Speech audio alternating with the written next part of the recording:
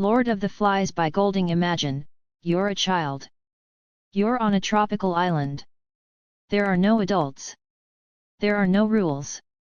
There are no punishments. If you want, you can play all day. If you want, pretend that you are the hero of an adventure movie. It sounds like a dream, doesn't it? But now imagine that this freedom turns into a real nightmare. The attempt to create their own society quickly turns into a struggle for power, fear, and brutality. That the children around you become wild, dangerous, and violent. And that the only monster on the island is not a beast from the forest at all, but the people themselves. Today we are reviewing one of the most powerful books of the 20th century. Lord of the Flies by William Golding, a novel that shows what happens when civilization disappears, and human nature comes out. If you think you already know what people are capable of, this story will make you think again. Go. Getting to the island after a plane crash, a group of school children finds themselves on a tropical island. There are no adults.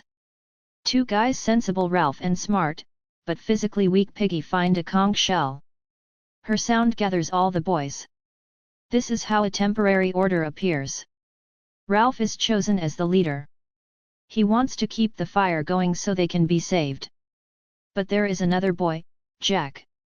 He dreams of commanding and hunting. The early days, the game of civilization. Children build huts, light a signal fire, and try to create rules. But most people want to play, run, and have fun, not work. Jack creates a team of hunters. Their goal is to get meat, but in the process of hunting they become more and more wild. The origin of fear. The younger boys are convinced that there is a beast on the island. The fear is growing. Instead of calming the children, Jack uses fear to increase his own power. Ralph is the leader of the mind. Jack is the leader of fear.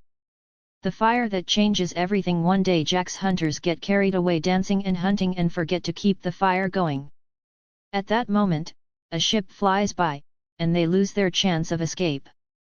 This is the first major rift between Ralph and Jack. Simon's murder. Simon is the kindest and most spiritually pure boy. He finds the truth. The beast is a dead parachutist who was dragged along the rocks by the wind. He wants to tell everyone. But when he goes out to the beach, the children, in a state of wild dancing, mistake him for a beast and kill him. This is the key point: the children are officially crossing the line. The loss of fire is the loss of civilization. After Simon's murder, Jack's squad finally becomes savages. They steal Piggy's glasses to light a fire. Without fire, Ralph loses his last hope of holding on to society. Piggy's death. Piggy tries to talk calmly about the rules. But one of the savages throws a stone at him. Piggy is dying. The conch, a symbol of order, is broken. Civilization has completely collapsed. The hunt for Ralph. The children declare Ralph an enemy. They set the whole island on fire to smoke him out. But the fire that was supposed to kill Ralph does the opposite. A ship flies into the smoke. At the last moment, an adult naval officer appears and saves everyone. The children are crying. They realize who they have become.